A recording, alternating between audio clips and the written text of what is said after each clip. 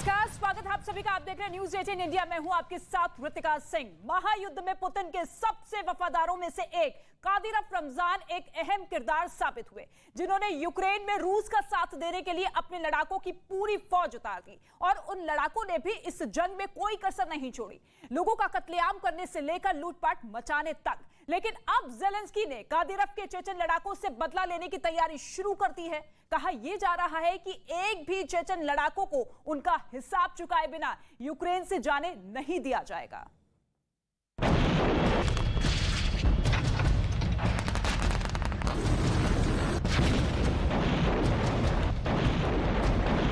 Ukraine की जंग के ये वो किरदार हैं जिन्होंने मारियुपोल से लेकर खार्किव जैसे शहरों में युद्ध का रुख बदल दिया।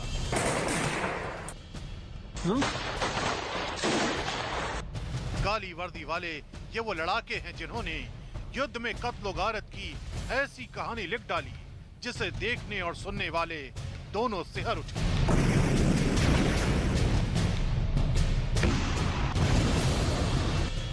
खून से सने इन हाथों ने युद्ध में ऐसी लूटपाट मचाई कि इन्हें युद्ध का लुटेरा कहा जाने लगा।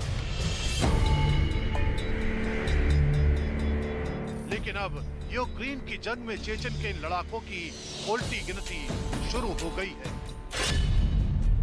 ज़ेलेंस्की के निशाने पर आए चेचन लड़ाके, कादिरफ के लड़ाकों के सफाए का प्लान, चेचन के खिलाफ स्पेशल ऑपरेशन। युद्ध के पहले हफ्ते से लेकर अब तक ये चेचन लड़ाके यूक्रेन में रूस की सेना के साथ मिलकर जंग लड़ते आ रहे हैं। लेकिन पुतिन का साथ देने के नाम पर इन्होंने यूक्रेन में बेरहमी की सारी सीमाएं लांघ डाली। युद्ध जीतने के नाम पर ऐसा उत्पात मचाया कि हर बार इनकी भूमिका सवालों के घेरे में आ गई। लेकिन अब ये लड़ाके खुद यूक्रेन के निशाने पर आ गए हैं। यूक्रेन की सेना ने चेचन लड़ाकों के खिलाफ बड़ा अभियान शुरू कर दिया है। यूक्रेन की सेना ने अपनी बड़ी ताकत चेचन लड़ाकों के खिलाफ लगा दी है, क्योंकि यूक्रेन के लिए ये चेचन लड़ाके अब रूसी सेना से भी बड़ा खतरा बनते जा रहे हैं। इसलिए यूक्रेन की सेना ने चेचन लड़ाकों की तलाश के लिए बड़ा अभियान शुरू कर दिया है। बताया जा रहा है कि वहां भी रमजान कादिरफ के लड़ाके रूसी सेना के साथ मिलकर सब कुछ नेस्तनाबूद करने में जुट गए हैं। यूक्रेन ने यह भी दावा किया कि चेचन लड़ाके लोगों के साथ बेरहमी भी कर रहे हैं। ये यूक्रेन के मारियुपोल की तस्वीरें हैं, जहां युद्ध शुरू होने के कुछ ही दिन बाद रमजान कादिरफ ने अपने लड़ाकों को जंग लड़ने के लिए उतार दिया था। मारियुपोल में कादिरफ के लड़ाके रूसी सेना के साथ मिलकर जंग लड़े और पूरे शहर को खंडहर में तब्दील कर दिया।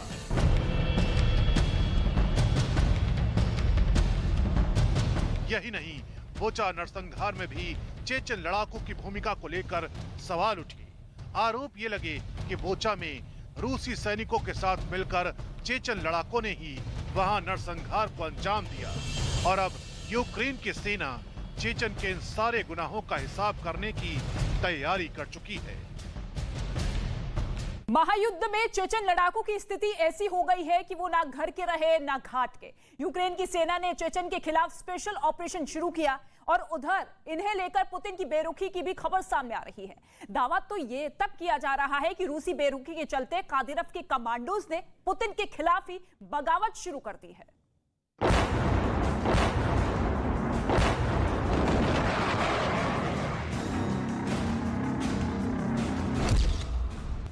पुतिन के खिलाफ चेचन लड़ाकों की बगावत।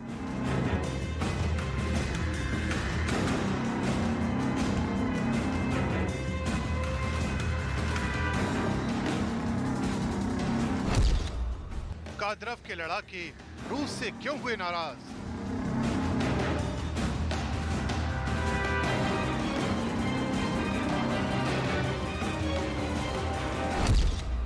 घायल रूसी सेना पर चेचन लड़ाकों का हमला क्यों?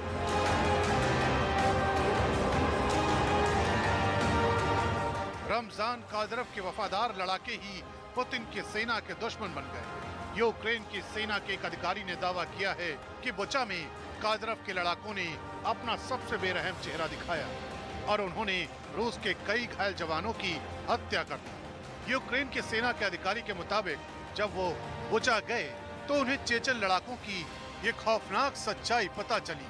बुचा में रहने वालों ने उन्हें बताया कि रमजान कादिरव के वफादारों ने पुतिन के सेना के घायल सैनिकों को मौत के घाट उतार दिया। बताया गया कि चेचन लड़ाके रूसी सेना के कई घायल जवानों को वहां के एक अस्पताल में ले गए। इसके बाद उन्होंने घायल जवानों को गोली मार दी। यही नहीं, यूक्रेन ने यह भी आरोप लगाया कि चेचन लड़ाकों ने बुचा में एक टॉर्चर चैम्बर भी बनाया जहां नागरिकों का नरसंहार किया गया।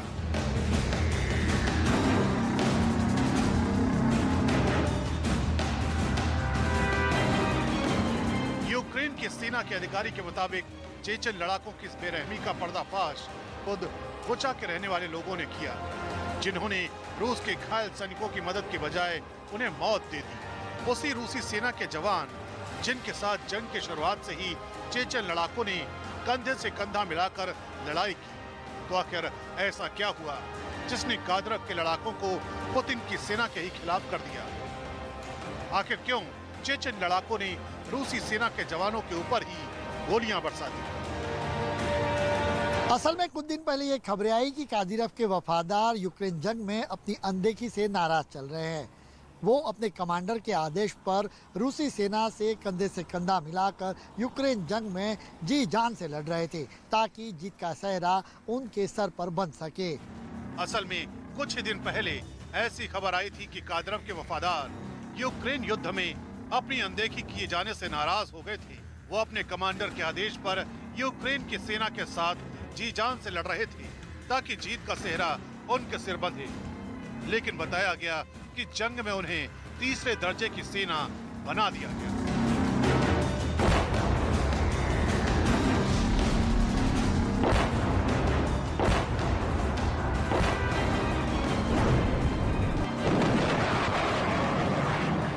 मतलब किसी भी मोर्चे पर पहले रूसी सेना होती, फिर यूक्रेन के विद्रोही और सबसे अंत में चेचन लड़ाकों की जगह बनती। बस इसी बात ने उनमें कई लड़ाकों को गुस्से से भर दिया। और अगर बुचा की घटना पर यूक्रेन के दावों में सच्चाई है तो फिर ये रूस की सेना के लिए बहुत बुरी खबर साबित हो सकती है।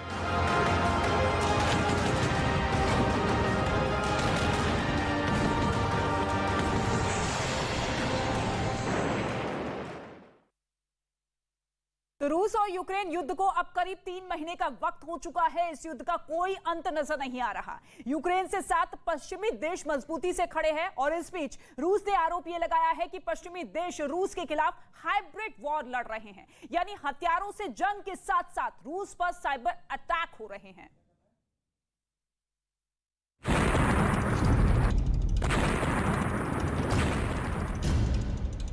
क्या पश्चिमी देश रूस के खिलाफ हाइब्रिड वॉर लड़ रहे हैं?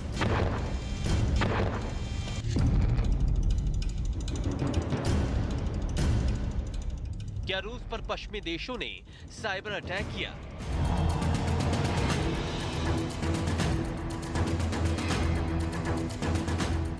क्या पुतिन के सीक्रेट प्लान यूक्रेन को पता है?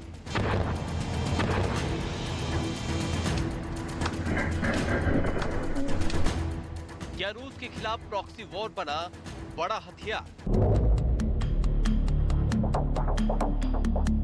रूस के विदेश मंत्री सर्गेई लावरोव ने पश्चिमी देशों पर बड़ा आरोप लगाया। उन्होंने अपने बयान में कहा कि पश्चिमी देश एकजुट होकर रूस के खिलाफ हाइब्रिड वॉर लड़ रहे हैं। И наша страна, конечно же, меняется вместе с этими обстоятельствами, делает свои выводы. Выбор этот, который мы делаем сейчас, но сделали уже, по сути, облегчается тем, что коллективный Запад нам объявил тотальную гибридную войну. И трудно прогнозировать, сколько все это продлится, но ясно, что последствия почувствуют все без исключения.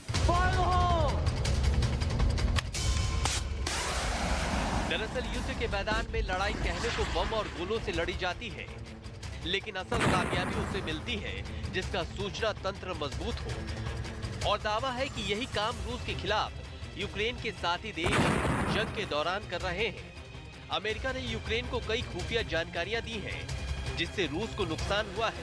ब्रिटेन भी इस हाइब्रिड वॉर में यूक्रेन के साथ है और रूस पर मानसिक दबाव बनाने की कोशिश कर रहा है। कई यूरोपियन देश हैं जिन्होंने रूस के खिलाफ अलग अलग स्तर पर मोर्चा खोला हुआ है। सवाल है कि हाइब्रिड वॉर क्या होती है, जिसका जिक्र रूसी विदेश मंत्री ने किया है। ये एक ऐसा युद्ध है जो केवल हथियारों से नहीं बल्कि दिमाग से लड़ा जाता है। युद्ध के दौरान विदेशी देश साइबर अटैक और जासूसी के जरिए सूचनाएं हासिल करते हैं और फिर उन सूचनाओं को गलत तरीके से प्रचारित किया जाता है। हाइब्रिड वॉर का इस्तेमाल दुश्मन देश के खिलाफ प्रोपेगेंडा चलाकर दबाव बनाने के लिए किया जाता है।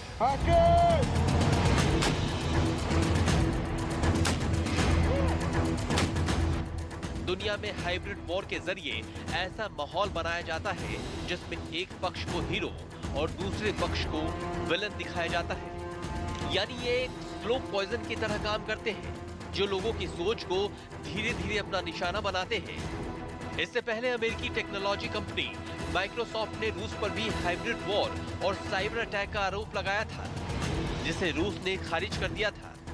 24 फरवरी को यूक्रेन पर हमला करने के लिए रूस ने इसी हाइब्रिड वॉर को आधार बनाया था और यूक्रेन की जासूसी की थी। अब यूक्रेन और पश्चिमी देशों ने रूस के हाइब्रिड प्लान को उसी के खिलाफ इस्तेमाल किया है, जिससे जंग में रूस को नुकसान हो रहा है और पुतिन की चिंता बढ़ गई है।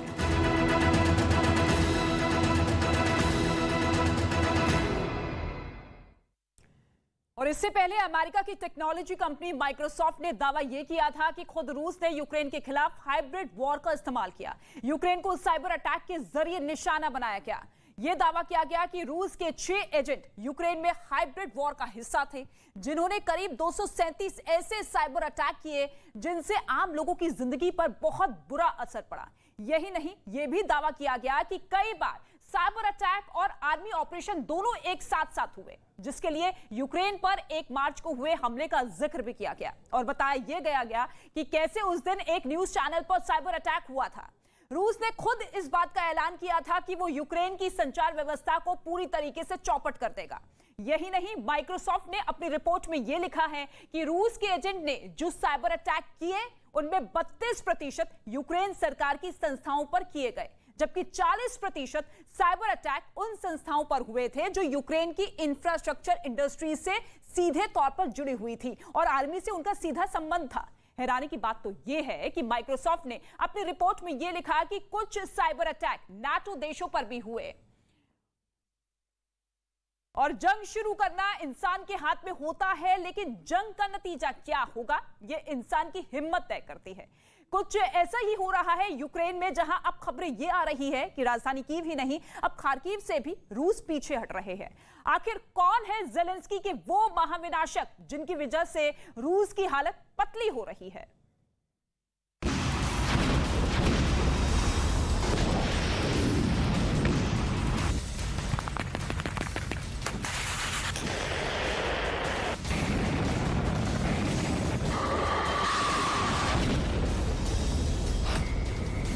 यूक्रेन के युद्ध से घातक परिणाम आने शुरू हो गए हैं।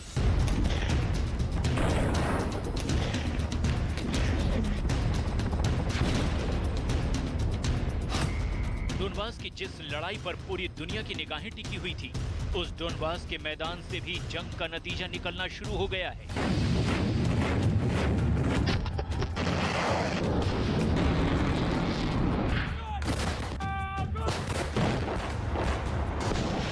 बहुत जबरदस्त चल रही है। पुल उड़ाए जा रहे हैं, टैंक तबाह किए जा रहे हैं,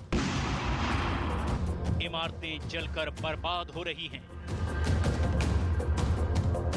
मरे हुए लोगों के शव निकल रहे हैं और जंग का अंजाम भी सामने आ रहा है। कीव के बाद यूक्रेन के सबसे बड़े शहर खार्किव से चौंकाने वाली खबरें आ रही हैं। पूरी दुनिया के अखबारों में हेडलाइंस छप रही हैं। कीव के बाद अब खार्किव में भी रूस पीछे हट रहा है। यूक्रेन के एक और बड़े शहर में ज़ेलेंस्की की विजय हो रही है। एक अखबार ने तो साफ लिख दिया कि यूक्रेन ने खार्किव की लड़ाई जीत ली है। हथियार तो दोनों तरफ से चल रहे हैं, बम गोले बारूद दोनों तरफ से बरस रहे हैं, लेकिन खार्किव में कौन जीत रहा है?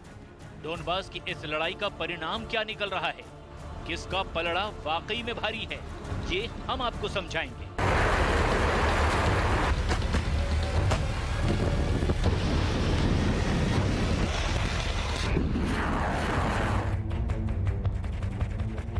कैसे यूक्रेन की नदियां पुतिन के लिए लक्ष्मण रेखा बन गई हैं? यूक्रेन की नदियों को आखिर क्यों पार नहीं कर पा रहे हैं रूस के टैंक? आपको हम ये सब आगे दिखाएंगे। पुतिन की विजय दिवस वाली परेड का बदला ज़ेलेंस्की अब तक ले रहे हैं। इंटरनेशनल मीडिया के कैमरों के सामने ज़ेलेंस्की पुतिन के जवानों की लाशों को दिखा रहे हैं। कौन हैं ये रूसी जवान जिनका कत्ल हो गया?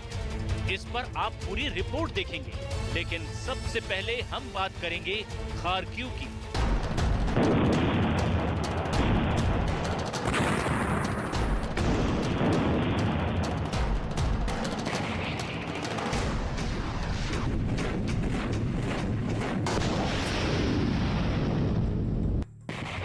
खार्किव से खबर अब ये है कि रूस की सेना यूक्रेन को लगातार पीछे धकेल रही है। यूक्रेन के युद्ध पर रिसर्च कर रही institute for the study of war ने अपनी एक रिपोर्ट में कहा है कि रूसी सेना ने यूक्रेन की जवाबी कार्रवाई और दूसरी समस्याओं का सामना करने के लिए खार्किव से हटने का फैसला किया है। देखिए, ये यूक्रेन का वो नक्शा है जिसमें उन हिस्सों को दिखाया गया है जिस पर रूस का कब्जा हो चुका है। खार्किव रूस के प्रभाव वाली सीमा के पास है। यूक्रेन के उत्तर पूर्व में मौजूद खार्किव से अब रूस के पीछे हटने की खबरें आ रही है। अमेरिका के डिफेंस थिंक टैंक इंस्टीट्यूट के मुताबिक खार्किव के जिन इलाकों में यूक्रेन की सेना ने पलटवार कर कब्जा कर लिया है, उन इलाकों में दोबारा रूसी सैनिक युद्ध नहीं लड़ रहे हैं। खार्किव रूस की सीमा से सिर्फ और सिर्फ 50 किलोमीटर की दूरी पर है। यहाँ रूस की आर्मी को ना सप्लाई लाइन की दिक्कत है और ना ही यहाँ पर रसद की आपूर्ति में कोई रुकावट है। हथियारों के ट्रांसपोर्टेशन में दिक्कत का भी कोई सवाल ही यहाँ पर पैदा नहीं होता। लेकिन बावजूद इसके पुतिन की आर्मी उन इलाकों को हासिल नहीं कर पा रही है जिन पर अब यूक्रेन ने दोबारा कब्जा कर लिया है।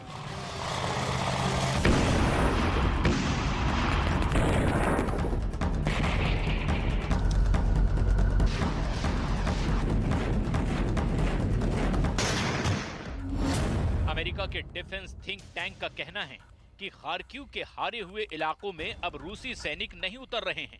इन इलाकों में अब रूस भाड़े के सैनिक उतारने वाला है। अमेरिका के डिफेंस थिंक टैंक इंस्टीट्यूट का दावा है कि यूक्रेन का कंट्रोल अब खार्किव के पूर्व में 40 किलोमीटर की दूरी पर मौजूद डोनेट नदी तक हो चुका है। ये तस्वीर देखिए, खार्किव के अंदर नदी पर बने इस पुल को यूक्रेन की सेना ने ही तोड़ दिया है। पुल टूटने से रूस की टैंक पलटन नदी पार ही नहीं कर पाई। देखिए, यूक्रेन के दावों के मुताबिक इस एक फ्रेम के अंदर रूस के 10 टैंक फंसे हुए नजर आ रहे हैं। 1, 2, 3, 4, 5, 6, 7, 8, 9 और ये 10वां टैंक। देखिए किस तरह तबाह हुए टैंकों से धुआं निकल रहा है।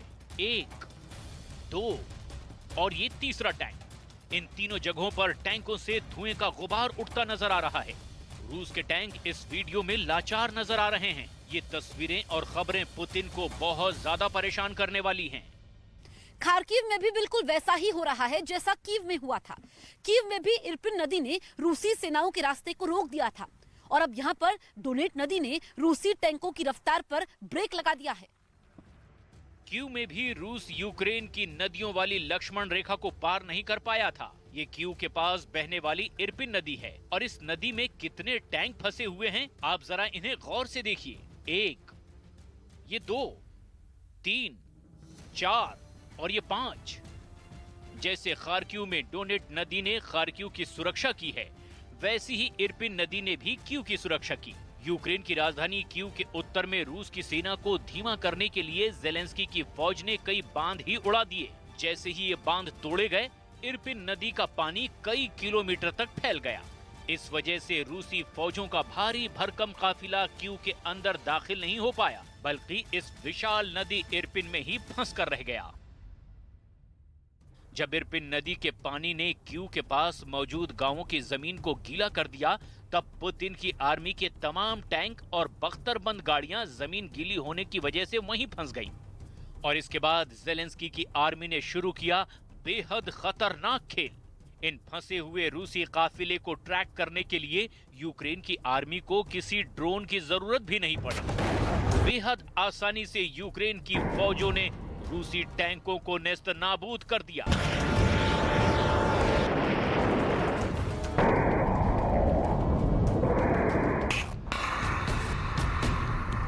इरपिन नदी के बांधों को तोड़कर 32,000 एकड़ की जमीन को गीला कर दिया गया। कीव के अंदर घुसने से रूसी फौजों को रोकने के लिए यूक्रेन की आर्मी ने 300 से ज्यादा पुलों को बमों से उड़ा दिया। पुतिन को अपने टैंकों पर बहुत फख्र था। पुतिन की आजमाई हुई tank army second world war में भी काफी नाम कमा चुकी थी, लेकिन जब यूक्रेन की आर्मी ने पुलों को ही उड़ा दिया तो ये टैंक बेकार हो गए।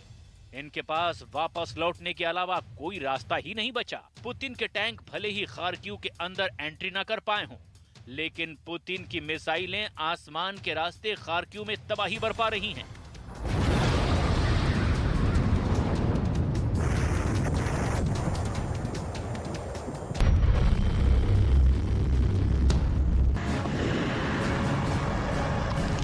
देखिए, ये खार्किव का ही इलाका है जहां रूस की मिसाइलों ने भयंकर कहर बरपाया है। यूक्रेन का दावा है कि रूस के इस मिसाइल अटैक में 2 बेगुनाह नागरिक भी मारे गए। यूक्रेन के लोग आग बुझाने में जुटे हुए हैं, लेकिन जो नुकसान यूक्रेन को हो रहा है वो बहुत बड़ा है। Щоб була ціль зруйнувати, створити продовольчу кризу, скажімо, гуманітарну. І, як бачимо, скоріш за все, що була керована ракета. То на викликах потрощило, міняли машини, 2 рази тут потрощило, тоді знову біля Дома культури потрощило, теж були там на викликах, потрощили. Навірно, ми автівок. В гаражі. Ну, як обично, всі готувалися до завтрака. Мгновенно розриви. Упав на землю, піднімаюся, дивлюсь, у брата все горить. Дим, пламя. І він крик. यूक्रेन का आरोप है कि रूस लगातार ऐसे ठिकानों पर हमला कर रहा है जिससे यूक्रेन के अंदर मानवीय संकट पैदा हो। यूक्रेन में हमारी संवाददाता जसप्रीत कौर एक ऐसे स्पॉट पर पहुंची जहां पर सोलर प्लांट को तबाह कर दिया गया था। हम लोग मौजूद हैं मोशून इलाके में। रूसी सेना ने यहाँ तक आतंक मचाया था। मेरे पीछे आप देखेंगे सोलर प्लांट, इसको रूसी सेना ने ध्वस्त कर दिया था। यही सोलर प्लांट रूसी सेना के टारगेट पर था और उनको कामयाबी मिली। वैसे तो कहा जाता है कि यूक्रेन में कभी बिजली जाती नहीं है क्योंकि न्यूक्लियर प्लांट के जरिए यहाँ पर बिजली का उत्पादन होता है, लेकिन एहतियातन कि कभी कोई गड़बड़ी हो तो यहाँ पर लोगों को बिजली मिल पाए। और इस तरफ अगर आप देखेंगे काफी खूबसूरत ये इलाका है, ये झील आप देख सकते हैं, वहां पर बड़े बड़े मकान हैं, लेकिन रूसी सेना वहां तक पहुंच गई थी। उन मकानों को भी काफी ज्यादा नुकसान पहुंचा। वहां पर अभी फिर से उन मकान को बनाने का काम शुरू हो चुका है और एक एक करके लोग यहां से चले गए क्योंकि काफी खूबसूरती से इस इलाके को विकसित किया गया है। लेकिन यूक्रेनी सेना ने डटकर मुकाबला किया, उसके बाद रूसी सेना पीछे हट गई, पर अभी भी बर्बादी के निशान मौजूद हैं। ये सोलर प्लांट जो इस तरफ मौजूद है, ये अभी तक ठीक नहीं हो पाया है।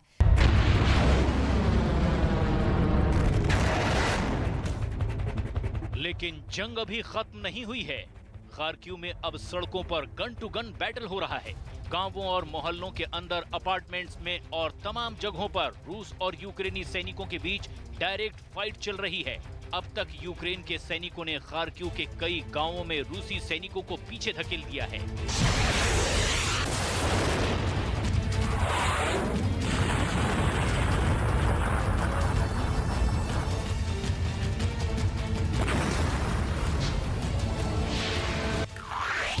Ну, позиція нестабільна, тобто циркуни ще довгий час переходили з рук в руки.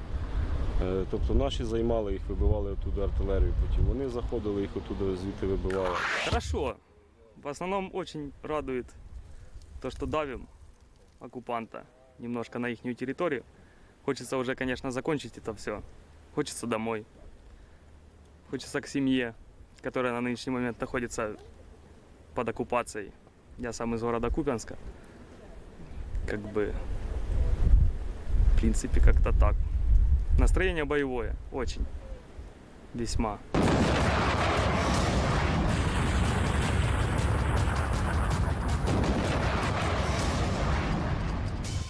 रूस खार्किव पर इसीलिए कब्जा करना चाहता है क्योंकि रूस के साथ इसके मजबूत सांस्कृतिक संबंध हैं। खार्किव की आबादी में रूसी बोलने वालों की संख्या ज्यादा है, इसीलिए रूस ये समझता है कि वो यहाँ पर जनता का समर्थन भी हासिल कर सकता है। लेकिन अमेरिका के डिफेंस थिंक टैंक की रिपोर्ट में दावे ये हैं कि पुतिन खार्किव भी हार रहे हैं।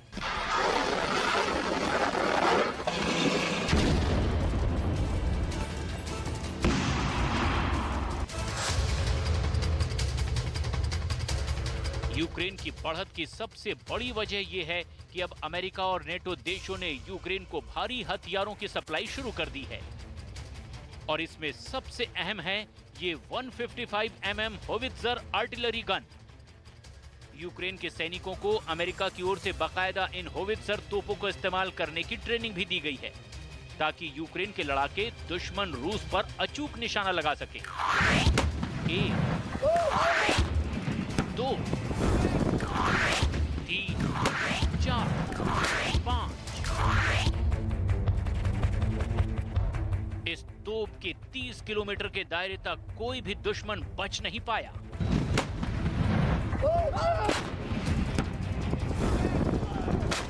और यही वजह है कि ज़ेलेंस्की अपने युद्ध अभियान से काफी उत्साहित नजर आ रहे हैं। Ми припиняємо намагання врятувати з Маріуполя та Азовсталі усіх наших людей. Наразі продовжуються дуже складні перемовини про наступний етап евакуаційної місії, вивезення важкопоранених медиків. Йдеться про велику кількість людей. Звичайно, робимо все, щоб евакуювати і усіх інших, кожного нашого захисника і захисницю. Вже задіяли для відповідних переговорів усіх в світі, хто може бути найбільш впливовими посередниками. दूसरी तरफ प्रोपेगेंडा वॉर के लिए यूक्रेन लगातार अपना शक्ति प्रदर्शन कर रहा है। सफेद कवर में ये रूसी सैनिकों की लाशें हैं जिनको यूक्रेन के सैनिक ट्रेन के डिब्बों में भरने के लिए ले जा रहे हैं। ये सभी रूसी सैनिक वो हैं जो यूक्रेन के सैनिकों के साथ गन टू गन बैटल में या फिर बम धमाकों में मारे गए हैं। इन रूसी सैनिकों के शवों को ट्रेन के डिब्बों में रखा जा रहा है। 1 2 3 4 5 6 7 8 9 10 11 12। रूसी सैनिकों के कुल 12 शव इन तस्वीरों में नजर आ रहे हैं। Тут зберігається декілька сотень тіл окупантів. Таких составів є декілька по території України. Зберігатися вони будуть тут до тих пір, поки не буде на міждержавному рівні прийнято рішення про передачу цих тіл. Українська сторона готова віддати їх вже завтра або навіть сьогодні. Проте звернень щодо отримання цих тіл російською стороною на даний час не було. Продовжуємо відновлювати деокуповані території України. Станом на сьогодні деокуповано вже 1015 населених пунктів, плюс 6 за минулу добу. Повертаємо туди електрику, водопостачання, зв'язок, транспорт, соціальні послуги. ज़ेलेंस्की के इस तरह के प्रोपेगेंडा वीडियो ने रूस को और ज्यादा परेशान किया है। याद कीजिए, आज से करीब 2 महीने पहले रूस की आर्मी की तरफ से कीव पर कब्जा किए जाने के इरादे दिखाए जा रहे थे। कीव के पास टैंकों के वीडियो जारी किए जा रहे थे, लेकिन आज स्थितियां उलट हैं। शायद इसीलिए पुतिन की आर्मी यूक्रेन के अंदर मिसाइलों से सीधा हमला कर रही है ताकि यूक्रेन में लोगों के लिए जीना मुश्किल हो जाए। मौजूद हूं दवाइयों की सबसे बड़ी डिस्ट्रीब्यूशन कंपनी में जिसका नाम बादम है। आप समझिए कि इसके बारे में कहा जाता था कि अगर यहां तक दवाइयां पहुंच गई तो समझो पूरे यूक्रेन में दवाइयां पहुंच गई। यहां पर दवाइयों को काफी ज्यादा नुकसान पहुंचा है, लगभग $80 मिलियन का नुकसान हुआ है। ये आप देख सकते हैं दवाइयां जिनकी बॉटल्स मौजूद हैं। यहां से कैंसर की दवाएं जाती थी, इंसुलिन बड़े पैमाने पर जाती थी, इसके अलावा आर्मी के लिए दवाएं जाती थी जो नुकसान पहुंचा है। ये बॉटल्स आप देख सकते हैं, ट्यूब्स हम देख सकते हैं और ऐसे में अब यहाँ पर सब तहस नहस हो चुका है। अब मैं आपको वो तस्वीरें दिखाती हूँ जहाँ पर रूसी सैनिक रुके हुए थे। इसी प्रीमिसेस में जो पीछे मैं आपको बिल्डिंग दिखाऊंगी, वहीं पर रूसी सैनिकों ने अपना ठिकाना बनाया हुआ था। मेरे पीछे आप देखेंगे, यही वो बिल्डिंग है जहां पर रूसी सैनिक ठहरे हुए थे। यहीं पर खाते थे, सोते थे, युद्ध की रणनीति बनाते थे और अभी भी उनकी मौजूदगी के निशान यहां पर मौजूद है। और जब वो यहां से गए तो पूरी इमारत को तहस नहस करके चले गए। अगर यूक्रेन में जल्द से जल्द युद्ध को रोका नहीं गया तो सबसे ज्यादा नुकसान यूक्रेन के आम लोगों को ही झेलना होगा।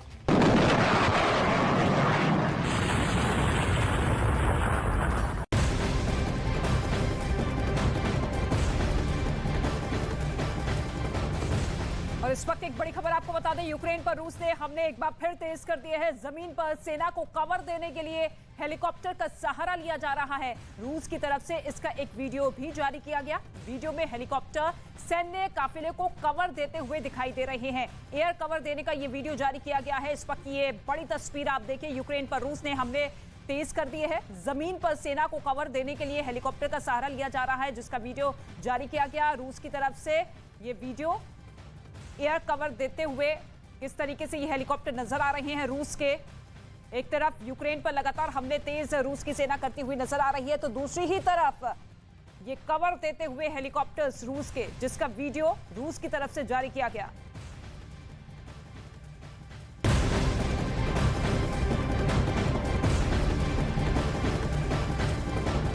एक और बड़ी खबर आपको बता दें, मारिउपोल में रूस का हमला लगातार जारी है। रूस की सेना पर प्रतिबंधित फॉस्फोरस बम से हमले का आरोप है। रूस ने मारिउपोल के अज़ोवस्ताल पर प्रतिबंधित फॉस्फोरस बम से हमला किया है। अज़ोवस्ताल पर जहां पर रूस की सेना ताबड़तोड़ हमले करती हुई नजर आ रही है। यूक्रेन की सेना भी पलटवार कर रही है, लेकिन इस बीच ये जानकारी सामने आई है कि प्रतिबंधित फॉस्फोरस बम से हमला किया गया है रूस की तरफ से अज़ोवस्ताल पर, जहां पर कई लोग इस वक्त अपनी जान बचाने के लिए वहां पर सहारा लेते हुए नजर आ रहे हैं। फंसे हुए हैं बहुत से लोग और ऐसे में अब रूस की सेना ने फॉस्फोरस बम से हमला किया है। प्रतिबंधित बम है जिसका इस्तेमाल अब रूस की सेना करती हुई नजर आ रही है।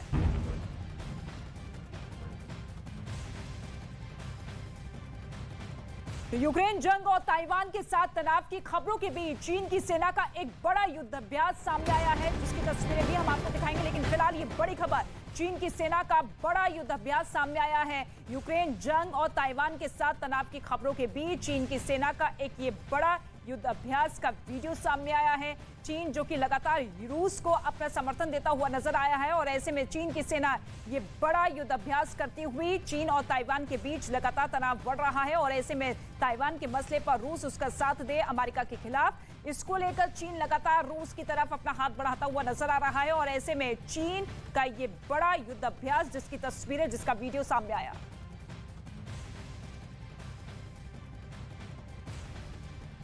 और श्रीलंका में आर्थिक संकट लगातार गहराता हुआ दिखाई दे रहा है। प्रदर्शनकारियों ने होटल में तोड़फोड़ की, आग के हवाले इस होटल को कर दिया। ये तस्वीर आप देखिए, पिछले कई दिनों से श्रीलंका आर्थिक संकट से गुजर रहा है। राजनीतिक घमासान लगातार जारी है और ऐसे में लोगों का गुस्सा भी फूटता हुआ नजर आ रहा है। सरकार जो कि लगातार विफल रही है आर्थिक संकट से उभरने के लिए और लोगों का गुस्सा इस तरीके से सड़कों पर दिखाई दिया। होटल को आग के हवाले कर दिया गया।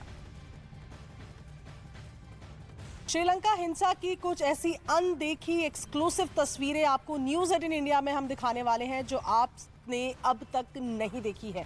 ये इस वक्त हम एक होटल में मौजूद हैं जो कि श्रीलंका के निगाम्बू इलाके में है। ग्रांडीजा इस होटल का नाम है और जिस दिन श्रीलंका में हिंसा भड़की थी उसकी जद में ये होटल भी आया था।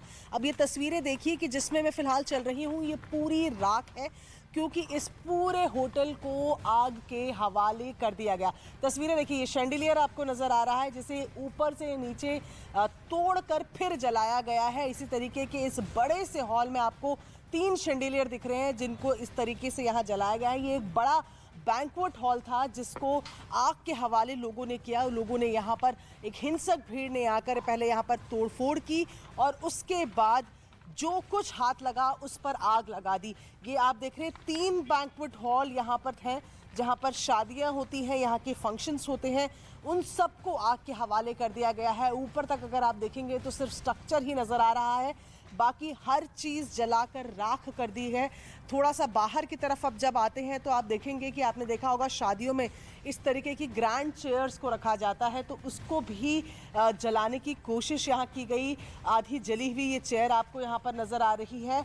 वैंडलाइजेशन यानी कि तोड़फोड़ के सबूत आपको साफ यहाँ पर देखने को मिल रहे हैं। आप देखेंगे कि जो शंडीलियर ऊपर लगे हैं वहाँ तक भी आग पहुँची हुई है, आग लगाई गई है।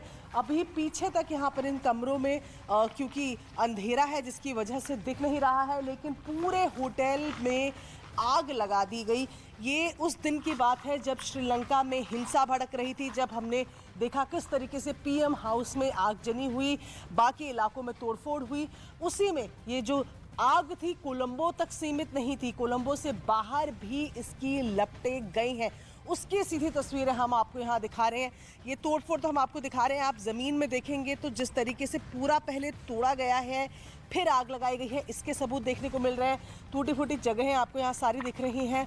शीशे, क्योंकि ये एंट्री है तो यहाँ आप देखें कि शीशे टूटे हुए साफ नज़र आ रहे हैं। यहाँ जो एंट्रेंस थी उसको तोड़ा गया है और उसके बाद पूरी जो मॉब है वो यहाँ पर घुसी है, एक पूरी भीड़ यहाँ पर घुसी है। इस होटल की दीवारों पर हैशटैग गो होम गोटा, जो कि तमाम प्रदर्शनकारी के स्थलों पर भी देखने को मिल रहा है, वो लिखा गया है। और इसके साथ ही पेट्रोल भरकर लोग यहाँ पर लेकर आए थे जिससे आग लगाई गई है। कहा जा रहा है कि वो तमाम लोग जो किसी भी तरीके से सरकार के क्लोज हैं या उनके अच्छे संबंधों में हैं, उन सभी लोगों को टारगेट किया गया। और ये टारगेट वैंडलाइजेशन की तस्वीर होटल ग्रांडीजा से हम आपको दिखा रहे हैं। वीडियो जर्नलिस्ट विमल के साथ Priyanka Kandpa, news 18 India, Negombo, Sri Lanka. Thomas Cup में भारतीय पुरुष बैडमिंटन टीम ने रचा इतिहास, पहली बार खिताब किया अपने नाम। फाइनल मुकाबले में इंडोनेशिया को दी मात। प्रधानमंत्री मोदी ने खिलाड़ियों से बात कर शानदार जीत पर दी बधाई।